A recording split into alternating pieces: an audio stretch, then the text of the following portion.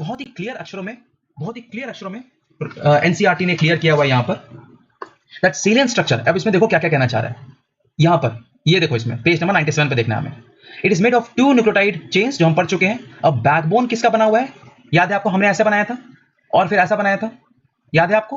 तो ये क्या थे, ये थे बेस पेयर, है ना। और ये कौन था, ये पूरा बैकबोन था। देखो बैकबोन क्या लिखा होगा, शुगर फॉस्फेट, ठीक है। तो ये शुगर फॉस्फेट जो है ये सीडी है, और जो स्टेयर्स हैं, ये जो आपके स्टेप्स हैं, वो कौन है, वही है ये बेस, वो है ये बेस, ठीक है। तो इमेज कौन सा बनाया था हमने, देखो ये इमेज बनाई थी, याद है आपको, ये था बैकबोन और ये था स्टेप्स। इसी को लोग कह रहे हैं सीढ़ियां चल रहे हैं, ठीक है। आ जाओ थोड़ा आगे बढ़ते हैं। फिर हम यहां पढ़ चुके हैं कि डबल बॉन्ड है और ट्रिपल बॉन्ड है। ए के साथ डबल बॉन्ड है और सी के साथ ट्रिपल बॉन्ड है। तो ये थर्ड रूल भी हो गया। सेकंड रूल कहता है अगर एक पोलैरिटी 5' है, अगले की पोलैरिटी 3' होगी, तो सेकंड रूल भी हो गया। अब आते हैं फोर्थ, फिफ्थ और सिक्स्थ रूल पे। ओके, फोर्थ, फिफ्थ और सिक्स्थ इंपॉर्टेंट पॉइंट पे। अब देखो इसको समझने के लिए आ जाओ इस डायग्राम में। देखो ये है डायग्राम, पर मुझे ऐसा लगता है कि इस डायग्राम से अच्छा मैं आपको एक और डायग्राम दिखाता हूं, उससे और कॉन्सेप्ट क्लियर हो जाएगा आपका। देखो ये एक तरह से मानो कि एक डीएनए है। देखो मान लो इसको, मान लो डीएनए। देखो ये मैंने एक बस आपके लिए चेन उठा के ले आया हूं, ये डीएनए है। तो ये दोनों स्ट्रैंड्स है ना। अब देखो इसको मैंने यूं ऐसे मोड़ दिया, देखो ये ऐसे ट्विस्ट कर दिया। तो डीएनए जो है ऐसे ट्विस्टेड मोड में होता है, देख रहे हो। देखो ये डीएनए ऐसे ट्विस्टेड होता है, वो ऐसे सीधे नहीं होता। डीएनए ऐसा कोई सीधा नहीं है, डीएनए ऐसा है ट्विस्टेड। ये देखो ये हो गया ट्विस्ट। अब इसके ऊपर बहुत सारे क्वेश्चन आए हुए हैं। क्या है क्वेश्चन आए हुए हैं, सबसे पहले समझो कि डीएनए को हमको बनाना कैसे है। तो एक बार ये इमेज बड़ा जल्दी जल्दी बना लो कि जब भी आप डीएनए बनाओगे तो इसमें आपको बनाना है कुछ इस तरह से एस, एक टेढ़ा एस इस तरह से, ठीक है। अगर ये एक स्ट्रैंड है तो ये होगी दूसरी स्ट्रैंड इस तरह से, ये देख रहे हो, ये आ गया दूसरी स्ट्रैंड, ठीक है। थोड़ा सा इसको ऐसे बना लेते हैं ताकि चीजें ठीक हो जाए। अब इसके बीच में से जो बिल्कुल बीच से जो लाइन आएगी ऐसे,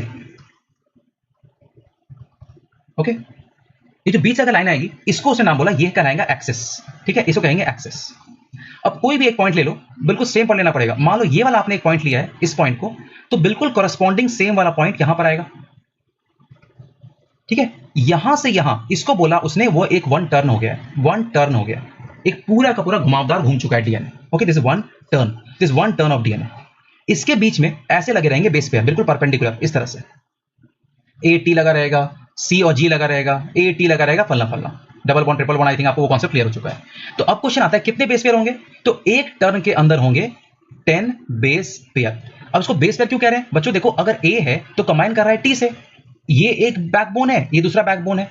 तो अगर ये एक बेस है और ये एक बेस है, ये दोनों बेस है ना, तो दोनों को मिला के क्या नाम दोगे, बेस पेयर नाम दोगे ना। इसमें कौन सा साइंस है, ये बड़ा सिंपल है, इसके कोई निमोनिक थोड़ी बनानी होती। ये तो बेस पेयर है, बीपी का हो गया इसको, बड़ा सिंपल कॉन्सेप्ट है। अगर दो बेस एक साथ आ जाए उसको बेस पेयर ही तो नाम दोगे, तो ये होगा बेस पेयर। तो 10 बेस पेयर होते हैं, ठीक है, ये 10 बेस पेयर होते हैं। अब उसने बोला कि इन दोनों के बीच में जो डिस्टेंस है वो है 3.4 एंगस्ट्रॉम। ओके, ये 3.4 एंगस्ट्रॉम, और ये पूरा है वो कितना हो जाएगा, 3.4 इंटू 10 है तो कितना हो जाएगा 34 एंगस्ट्रॉम।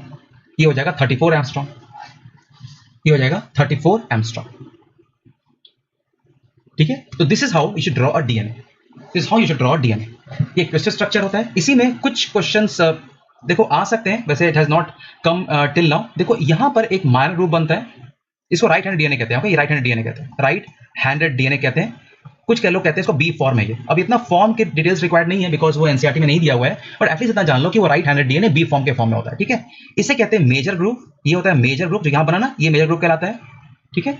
और यहां अगर छोटा सा बना, ये कहेंगे माइनर ग्रुप, ओके। एक है मेजर ग्रुप और एक कहलाएगा माइनर ग्रुप, मेजर ग्रुप और द माइनर ग्रुप, ठीक है। इसको माइनर ग्रुप कह सकते हो, इसको या फिर इसको, ये दोनों माइनर ग्रुप है। तो एक मेजर टर्म हो गया और एक हो गया माइनर ग्रुप, एक है मेजर ग्रुप और एक होगा माइनर ग्रुप। तो इसी को देखते हैं, हमें एनसीईआरटी क्या कहना चाह रहा है जरा वो देखते हैं। आई थिंक आपने ये बना लिया है। देखो अब एनसीईआरटी क्या कहना चाह रहा है। अब उसने बोला, फोर्थ पॉइंट उठा लिया, उसने बोला देखो ये राइट हैंडेड फैशन का है, उसने बोला कि ये राइट हैंडेड डीएनए, उसने बोला ये 3.4 नैनोमीटर, ठीक है, मतलब उसको एमस्ट्रॉन्ग भी कह सकते हो, और रफली 10 बेस पेयर है, 10 बेस पेयर है। आ गया है, इसने बोला 0.34 नैनोमीटर है, 0.34 नैनोमीटर है, ओके, 0.34 नैनोमीटर कंप्लीट कर रहा है, 0.34 नैनोमीटर। इसी को कह रहे हैं हम लोग एमस्ट्रॉन्ग, 3.4 एमस्ट्रॉन्ग इसको नाम दिया हमने। और आगे देखो 1 base pair on the other double helix है, कैसे जुड़ा हुआ है, हाइड्रोजन बॉन्ड के थ्रू जुड़ा हुआ है, हाइड्रोजन बॉन्ड के थ्रू जुड़ा हुआ है। ठीक है, अभी तक सब कुछ क्लियर है। अब इसको क्लैरिफाई करने के लिए कुछ आगे एक्सपेरिमेंट्स किए गए थे कि how can you be sure कि what is the genetic element, what is the genetic element. Okay, but इसके पहले कि हम आगे बढ़े, लेट्स सी कि आप कितना समझें। ठीक है, बिकॉज देखो बच्चों, एक बात बहुत क्लियर समझ लो कि पढ़ते सभी लोग हैं, जिसने क्वेश्चन बनाया, समझो इस बात को, जिसने पढ़ने का क्वेश्चन बनाया जीत उसी की है। Difference between those who get a rank and those who could not get a rank is only one. Some people read and solve MCQs and some feel कि नहीं मुझसे तो बन ही जाएगा, मैं क्यों बनाऊं। तो आज शुरुआत करते हैं। ठीक है, तो ये है क्वेश्चन नंबर 1